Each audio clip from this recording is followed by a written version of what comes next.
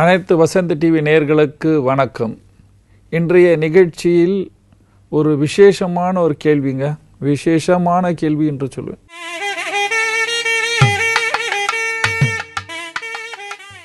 40 வயதிற்கு பிறகு அதிர்ஷ்டம் அடிக்குமா? நேயர்களே, 40 வயசு வந்தால் உங்களுக்கு வயசு ஆயிடுச்சு என்று நீங்கள் நினைத்து கொண்டிருந்தால் அது தப்பு என்று சொல்வேன். உங்கள் ஜாதகம் எடுத்துக்கொண்டு உங்கள் குரு இடம் சென்று, உங்களுக்கு யார்கிட்ட நம்பிக்கை இருக்கோ அவரிடம் சென்று, ஐயா எனக்கு 40 வயசு வரைக்கும் தலையெழுத்து மாறலை, இப்போ ஏதாவது மாறுமா என்று கேளுங்கள். அவர் என்ன சொல்கிறார் பதில் பாருங்கள். அதாவது நல்ல கியானியாக இருந்தார்னா, உங்கள் ஜாதகத்தில் 40 வயசு வரைக்கும் நீங்கள் ஏன் கஷ்டப்பட்டீங்க, அதுக்கு காரணம் நான் கூறுகிறேன். அதாவது ஒரு மனிதன் ஜாதகத்தில் லக்னாதிபதி அஸ்தமாக இருந்தால் இவர் பல நேரங்களில் கஷ்டப்பட வேண்டிய நிலைமை உண்டாகும். சந்திரன் நீச்சமாக இருந்தால் இவர்களுக்கும் பல நேரங்களில் முதல் வாழ்க்கை, அதாவது 8 வயசுலேருந்து 40 வயசு வரைக்கும் பல நேரங்களில் பல கஷ்டங்கள் உண்டாகும். சந்திரன் சனியுடன் இருந்தால் இவர்களுக்கும் பல நேரங்களில் பல கஷ்டம் உண்டாகும். அதாவது ஜாதகத்தில் பல கோணங்களையும் பார்க்க வேண்டும். நான் சில குறிப்புகளை சொல்லலாம். ஆனாலும் தசா காலங்கள் சரியாக இல்லை என்றால், அந்த ஜாதகத்தில் சனி யோகாதிபதியாக இல்லை என்றால், சனி மார்காதிபதியாக இருக்காரு, அவருடைய தசை நடக்குது, அது 40-42 தான் முடியும், அப்பொழுது இவர்களுக்கெல்லாம் அந்த நேரம் வரைக்கும் கஷ்டம் இருக்கும். அப்பொழுது இவர் மனதில் பலகீனம் என்று சொல்லும் பொழுது தைரியம் இல்லாதவர்கள் என்று சொல்லுவேன். 40 போயிடுச்சுப்பா, நான் இவ்வளோ கஷ்டப்பட்டு அந்தந்த தொழிலை பண்ண ஒன்றுமே நடக்கலையே என்று நினைப்பார்கள். 6ல் சனி இருந்து லக்னாதிபதி அஸ்தம் இருந்தால் இவர்களுக்கு முன் வாழ்க்கையில் ரோகம் இருக்கும், ஜுரம் இருக்கும், நோய் இருக்கும். அதனால் 6ல் சனி இருந்தால் நோய் இருக்காது என்று பல பேர் சொல்வார்கள். அவர்களுக்கு நான் சொல்கிறேன், கண்டிப்பாக லக்னாதிபதி அஸ்தம் இருந்து சனி 6ல் இருந்தால் ரோகம் இருக்கும். அதில் பித்த ரோகம் அதிகமாக இருக்கும்.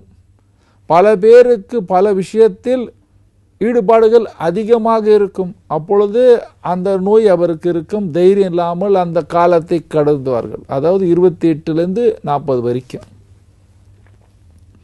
உலக வரலாறில் பெரிய பெரிய தலைவர்கள் 50, 55, 60, 70, 85 வரைக்கும் பெரிய பதவியை எடுத்துக்கொண்டு உட்கார்ந்து இருக்கிறார்கள் என்று சொல்லுவேன். வாழ்ந்தார்கள், வாழ்ந்து கொண்டே இருக்கிறார்கள். பெரிய பெரிய பதவியில் பெரிய பெரிய ஞானி, ரிசர்ச் பண்ணுறவர்கள், சயின்டிஸ்ட்கள் எல்லோரும் அந்த 45 வயசுக்கு பிற்பாடு தான் அவர்களுக்கு பேரும் புகழும். அதனால் இந்த 40 வயசு வந்தவுடனே சோர்ந்து விடாதீர்கள், தூங்காதீர்கள், கஷ்டப்படாதீர்கள். நேர்களே, இந்த 40 வயசு நெருங்கும் நேரத்தில் ஏன் இந்த மாதிரி இருக்குது? பல பேர் பல கிராமத்தில் சொல்வார்கள். என்ன சொல்வார் தெரியுங்களா? இப்படி மூஞ்சியை மூடிக்கொண்டு சொல்வார்கள், ஐயா மாப்பிள்ளைக்கு 40 வயசு ஆகிடுச்சுங்க, அது வரைக்கும் சம்பாதிச்சிடுங்க, கஷ்டப்படுங்க, அதுக்கப்புறம் உன்னால் முடியாது, உடம்பில் நோய் வரும் என்று கூறுவார்கள். ஐயா 40 வயசு வரைக்கும் உடம்பில் நோய் வரலாம், ஸ்பீடு கம்மியாகலாம், ஆனால் மூளை கம்மியாகாது. அப்பொழுது தான் பேரும் புகழ். அதாவது நீங்கள் இளமையில் கஷ்டப்பட்டு உங்கள் தொழிலில் விசேஷமான பதவியே வர வேண்டும் என்றால் பெரிய கஷ்டத்தை அனுபவித்தால்தான் நீங்கள் பெரிய மனிதர் என்று சொல்வேன். அதாவது 40 வயசு வரைக்கும் நீங்கள் கடுமையாக ஒரு தொழிலில் ஒளிப்பாளியாக இருந்து ஒழித்தீர்களானால் உங்களுக்கு அந்த 42, 46, 48 பேரும் புகழும் கொடுக்கும். நீங்கள் உங்கள் ஜாதகத்தை பாருங்கள். லக்னாதிபதி உச்சமாக இருந்து அஸ்தமாக இருக்கிறாரா? உச்சமாக இருந்து சனி சந்திரனுடன் இருக்கிறாரா? உச்சமாக இருந்து குருவால் பார்க்கப்பட்டிருக்கிறாரா? நீச்சமாக இருந்து குருவால் பார்க்கப்பட்டிருக்கிறாரா? குருவே லக்னாதிபதியாக இருந்து நீச்சம் படுகிறாரா? அவரை சந்திரன் பார்க்கிறாரா? சுக்கிரன் பார்க்கிறாரா? இவர்கள் எல்லோருக்கும் 40 வயசு பிற்பாடு தான் தலையெழுத்தே மாறும் என்று சொல்வேன்.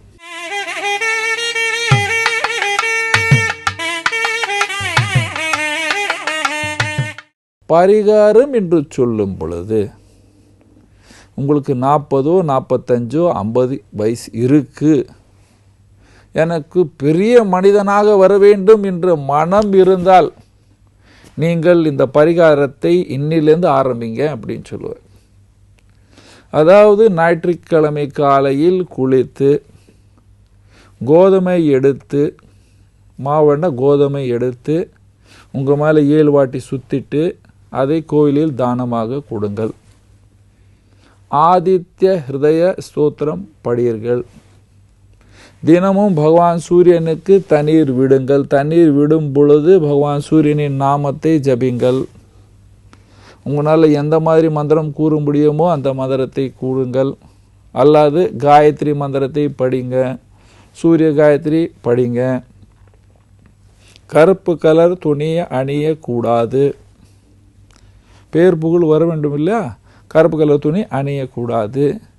வீட்டின் வடகிழக்கிலோ வடமேற்கில் படுக்கக்கூடாது.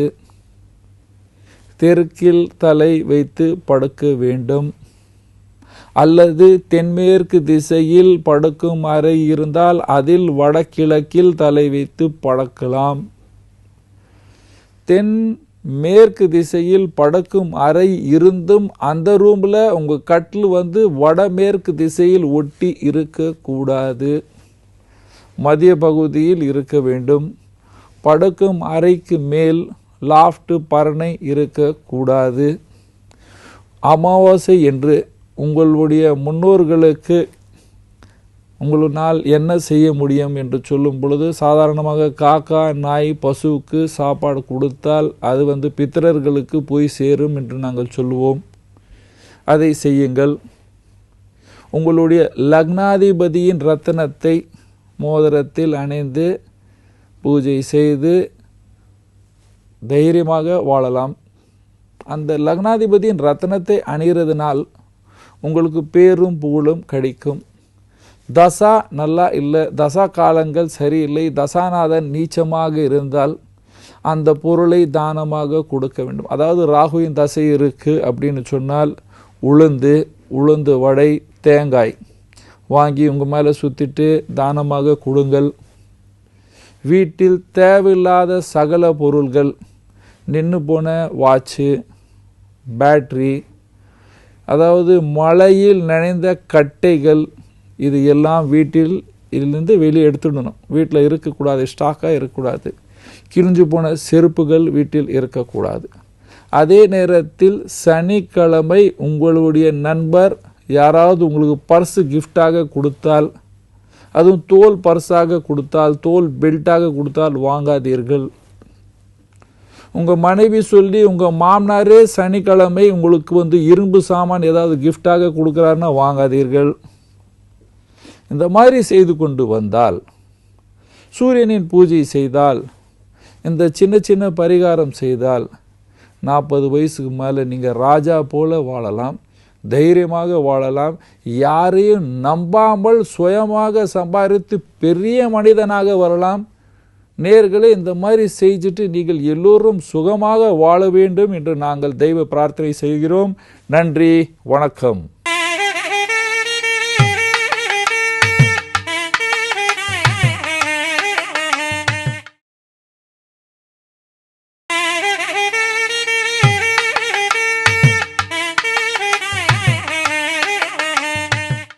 வணக்கம் நேயர்களே. இன்றைய 2வது கேள்வி. கணவர் முரட்டுத்தனம் கொண்டவராகவும் முன்கோபியாகவும் இருக்கிறாரா? அதனால் மனைவிக்கு கவலையா? இது எல்லோர் வீட்டிலும் நடக்கின்ற ஒரு நிகழ்ச்சி என்று சொல்லுவேன். நீங்கள் ஒரு நாட்டுக்கு பெரிய தலைவராக இருந்தாலும், இப்பொழுது நானே ஒரு ஜோதிடராக இருக்கின்றேன். நான் வீட்டில் போய் என் மனைவி, நான் உலகம் எக்ஸ்பர்ட் சாம்பியன், உலகத்தில் சுற்றி வருகிறேன் எனக்கு இது மாதிரி அந்த மாதிரி செஞ்சால் வீட்டில் சண்டை நடக்கும். அதே போல் ஒரு பெரிய மனிதனாக இருந்து பெரிய பதவி இருக்குது, போலீஸில் இருக்கீங்க, ஜட்ஜாக இருக்கீங்க, வீட்டில் போயிட்டு உங்கள் மனைவி மேலே நான் ஜட்ஜாக இருக்கேன், எனக்கு இது எடுத்துகிட்டு வா அந்த மாதிரி எடுத்துகிட்டு வந்தால் சண்டை நடக்கும் ஐயா. இந்த மாதிரி ஏன் நடக்கிறது? இதுக்கு என்ன காரணம் இருக்குது? அதாவது பெண் ஜாதகத்தில் பார்க்கும் பொழுதே இவருக்கு வருகிற கணவர் எப்படி இருப்பார் என்று கூறலாம்.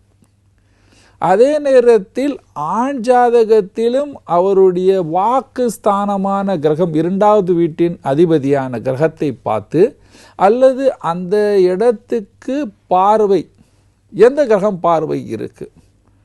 அதாவது பாருங்கள், 2ல் செவ்வாய் சூரியன் இருக்குது. இவர் எரிஞ்சியே பேசுவார், எப்பொழுதுமே கோபக்காரனாக இருப்பார், தபதபன்னு பேசுவார், அப்படின்னு பேசுவார். ஏனென்றால் அந்த நாக்கு செவ்வாயினால் தாக்கப்பட்டுள்ளது. அந்த இடத்தில் சூரியனும் இருக்கிறார். 2ல் சனி கேது, அடுத்தவரை மதிக்க மாட்டார், அடுத்தவருடைய பேச்சை வெட்டி கொண்டே பேசுவார், எனக்கு தெரிஞ்சது யாருக்கும் தெரியாது என்று பேசுவார். கடக லக்னாதிபதி 12ல் இருந்து ராகுவின் நட்சத்திரத்தில் இருந்தால், அதாவது மிதுன ராசி ராகுவின் நட்சத்திரத்தில் இருந்தால் இவர்கள் எல்லோரும் இடம் சண்டை கொண்டே பேசுவார்கள். 7ல் செவ்வாய் இருந்து, அதே கடக லக்னத்தில் 7ல் செவ்வாய் இருந்து செவ்வாயின் பார்வை 8வது பார்வை வாக்கு ஸ்தானத்துக்கு இருந்தால் இவர் எல்லோருடன் கோபமாக பேசுவார்.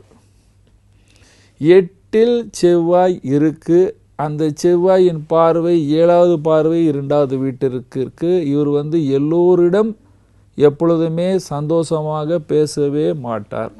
ஒரு ஜாதகத்தில் சுக்கிரன் செவ்வாய் சேர்ந்து 2ல் இருந்தால் இவர் வீட்டுக்கு வரும் பொழுதே தன் மனைவியுடன் இப்படி பழக வேண்டும் அப்படி பழக வேண்டும் என்று பேசிக்கொண்டே இருப்பார். அந்த நேரத்தில் யாராவது வீட்டில் இருக்கிறாரா இல்லையா என்ற சிந்தனையே இருக்காது. அதனால் மனைவிக்கும் அவருக்கும் சண்டை உண்டாகும். இந்த மாதிரி பல காரணங்கள் இருக்கின்றது. நீங்கள் படுக்கும் அறையில் பார்த்தீர்களானால் உங்கள் படுக்கும் அறையில் வடக்கு திசையில் கண்ணாடி இருக்கான்னு பாருங்க.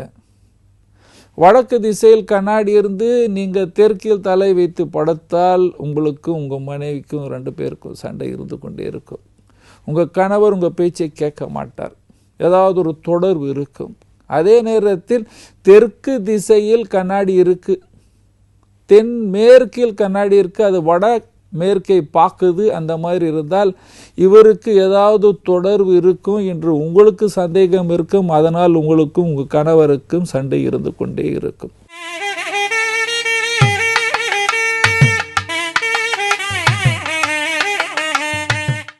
பரிகாரம் என்று சொல்லும் பொழுது முதல் பரிகாரம் வீட்டில் சமையலறை. வீட்டில் சமையலறை நைட்டு படுக்கும் பொழுது சுத்தமாக வைத்து கொள்ள வேண்டும். சாப்பாடு சாப்பிட்ட அந்த தட்டு கிளாஸு கிண்ணம் எல்லாமே கழுவிட்டு வைக்கணும். அப்படியே எச்சியை நைட்டு விட்டு விடாதீர்கள். ஃபஸ்ட்டு. 2வது, நீங்கள் படுக்கும் அறையில் தென் மேற்கு சவுத் வெஸ்ட் அல்லது வட மேற்கு இந்த இடத்தில் கண்ணாடி இருந்தால் அதை நீக்கி விடுங்க. நீக்க முடியலைங்கன்னா அதை பேப்பர் போட்டு ஒட்டிடுங்க. இது 2வது பரிகாரம். 3வது பரிகாரம், வீட்டுக்கு அதே திரும்பி சமையல் அறைக்குள்ளே நுழைங்க. சமையல் அறை கீழே, அதாவது கேஸ் அடுப்பு கீழே தண்ணி பிடித்து வைக்கிறீர்களா? பிடித்து வைக்காதீர்கள். 4வது பரிகாரம், நீங்கள் எந்த திசை வீட்டில் வாழ்ந்தாலும் வீட்டுக்கு மத்திய பகுதியில் தண்ணீர் இருக்கக்கூடாது, தென்கிழக்கில் தண்ணீர் இருக்கக்கூடாது. வீட்டின் வடகிழக்கு துண்டித்தப்பட்டு இருக்கக்கூடாது, அதாவது கட்டு இருக்கக்கூடாது, வடகிழக்கில் கட்டு இருக்கக்கூடாது. வீட்டின் வடகிழக்கில் படிக்கட்டு இருக்கக்கூடாது. நீங்கள் உங்கள் படுக்கும் அறையில் டார்க் ப்ளூ கலர், பச்சை கலர், ப்ரௌன் கலர், வண்ணம் இருக்கக்கூடாது, பூசவே பூசாதீர்கள். மல்டி கலர் பெட்ரூம் இருக்கக்கூடாது. நீங்கள் இப்பொழுது தெய்வ பரிகாரம். தெய்வ பரிகாரம் என்று சொல்லும் பொழுது ஒவ்வொரு பெண்மணியும் சாதாரணமான பரிகாரம் வெள்ளிக்கிழமை விரதமாக இருக்க வேண்டும். வெள்ளிக்கிழமை துர்கை ஆலயம் சென்று அங்கே பூஜை செய்து அங்கே பிரசாதம் வைத்து அல்லது ஒரு தேங்காய் எடுத்துக்கொண்டு அங்கே பிரசாதம் உடைத்து பாதி தேங்காய் அங்கேயே கொடுத்துட்டு பாதி தேங்காய் வீட்டுக்கு எடுத்துகிட்டு வாங்க. நைட் நேரத்தில் கம்மியாக சாப்பாடு சாப்பிடுங்க. உங்கள் வீட்டில் இருக்கிற பாதி பிரச்சனை குறையும். 7 அதிபதியான கிரகம் அப்பொழுது கன்னியா லக்னமாக இருக்கு. ஒரு உதாரணத்துக்கு சொல்லுகிறேன். நீங்கள் உங்களுடைய 7க்கு அதிபதியான கிரகம் குரு. குருவின் பொருள் வாழைப்பழம், வெல்லம், கடலைப்பருப்பு. இதை தானமாக கொடுங்கள், பசுவுக்கு கொடுங்கள். அப்பொழுது அந்த வீடு சரியாகும். அதாவது உங்கள் ஜாதகத்தில் 7க்கு அதிபதியான கிரகத்தின் பொருள்களை தானமாக கொடுக்க வேண்டும். அப்பொழுது வீட்டில் பிரச்சனை குறையும். இல்லைங்க, அவர் ரொம்ப கோபப்படுகிறார். அவருடைய கோபம் எப்படி சரியாகும்? அம்மா, நீங்கள் 7க்கு அதிபதியான கிரகத்தின் பொருள்களை தானம் செய்தால் பிரச்சனை குறையும். அரச மரத்தை கும்பிட்டால் பிரச்சனை குறையும் என்று சொல்வேன். நீங்கள் இந்த மாதிரி செஞ்சீங்கன்னா உங்கள் வீட்டில் இருக்கிற சகல பிரச்சனைகள் குறைந்து நீங்கள் கண்டிப்பாக உங்கள் கணவன் உடன் சுகமாக வாழ்வீர்கள். நன்றி, வணக்கம்.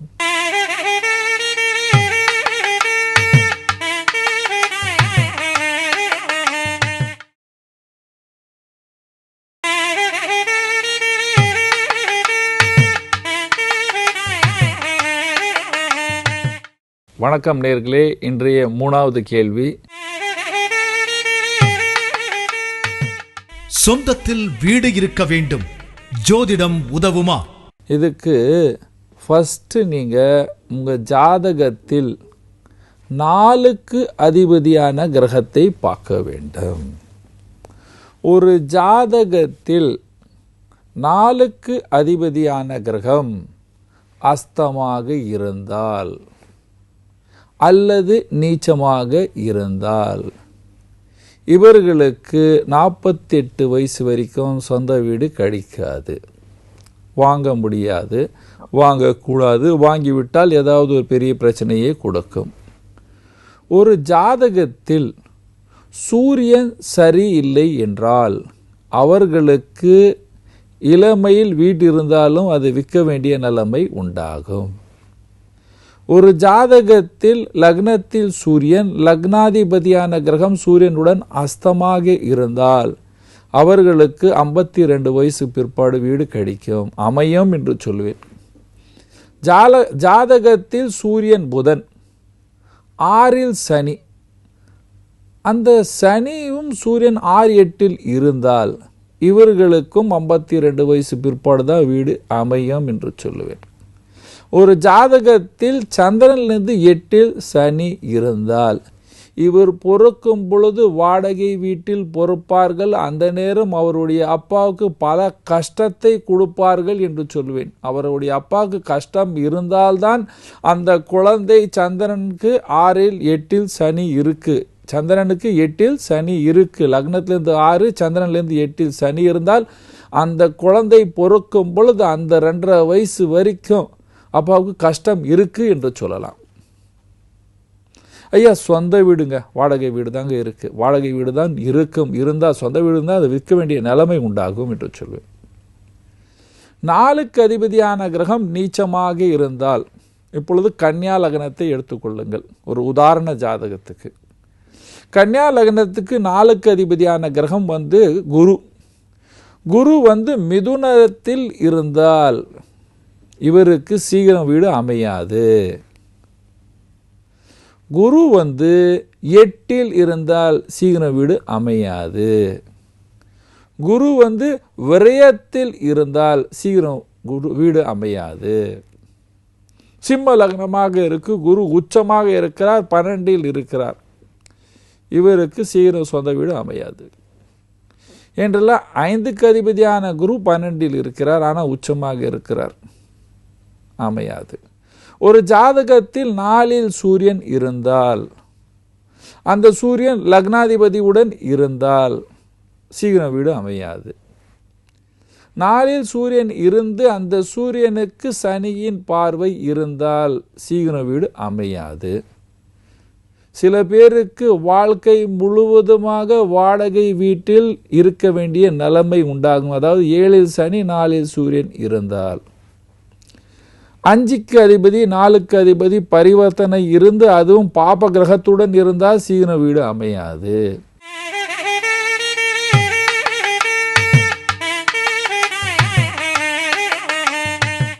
ஃபர்ஸ்ட் பரிகாரம், தினமும் காலை நேரத்தில் சூரியன் உதிக்கிறதுக்கு முன்னே ஏந்திருக்க வேண்டும்.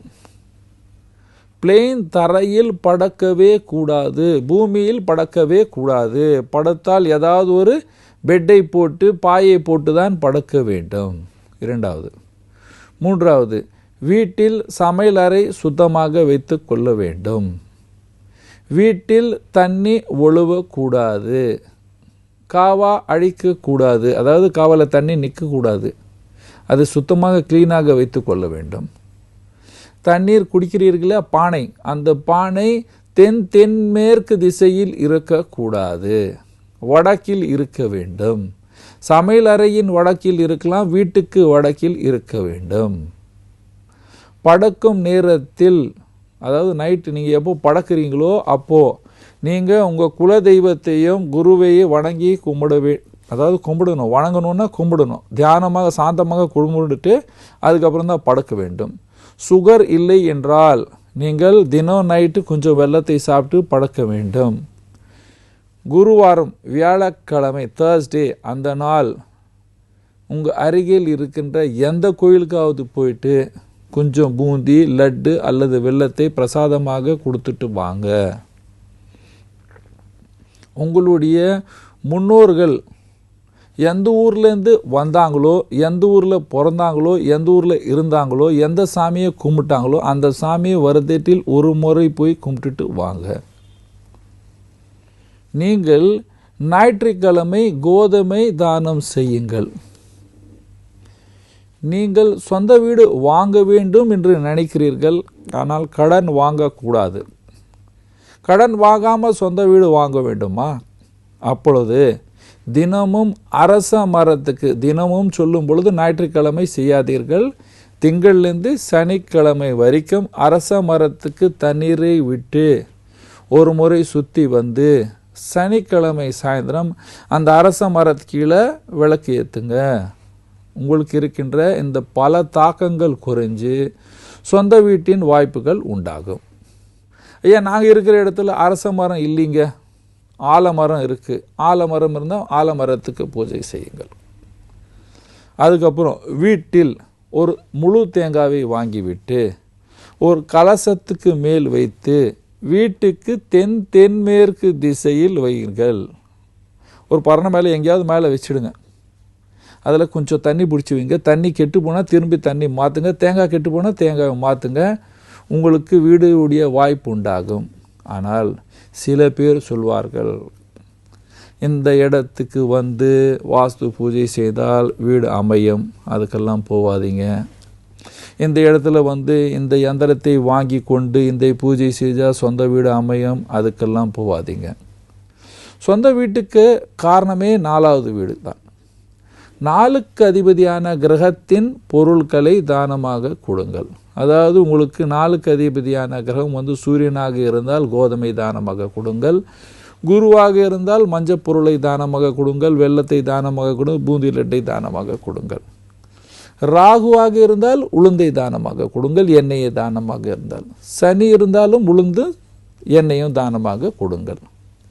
அப்பொழுது உங்களுக்கு இருக்கின்ற இந்த பிரச்சனை குறையும் என்று சொல்வேன். சொந்த வீடு வாங்குகிற வாய்ப்புகள் உண்டாகும். கடன் வாங்காமல் நீங்கள் வீடு வாங்க வேண்டுமா? அப்பொழுது செவ்வாய்க்கிழமை ஆஞ்சநேயர் ஆலயம் சென்று அங்கே இருக்கின்ற சிந்தூரத்தினால் பொட்டை வைத்து அங்கே ராமநாமத்துடன் ஆஞ்சநேயரை 4 தடவை சுற்றி விட்டு வந்தால் உங்களுக்கு இருக்கின்ற இந்த தடை நீங்கி நீங்கள் சொந்த வீட்டில் வாழ்கிற வாய்ப்புகள் உண்டாகும். நேயர்களே, இந்த மாதிரி பரிகாரம் செய்து நீங்கள் எல்லோரும் சொந்த வீட்டுடன் வாழ வேண்டும் என்று நாங்கள் தெய்வ பிரார்த்தனை செய்கிறோம். நன்றி, வணக்கம்.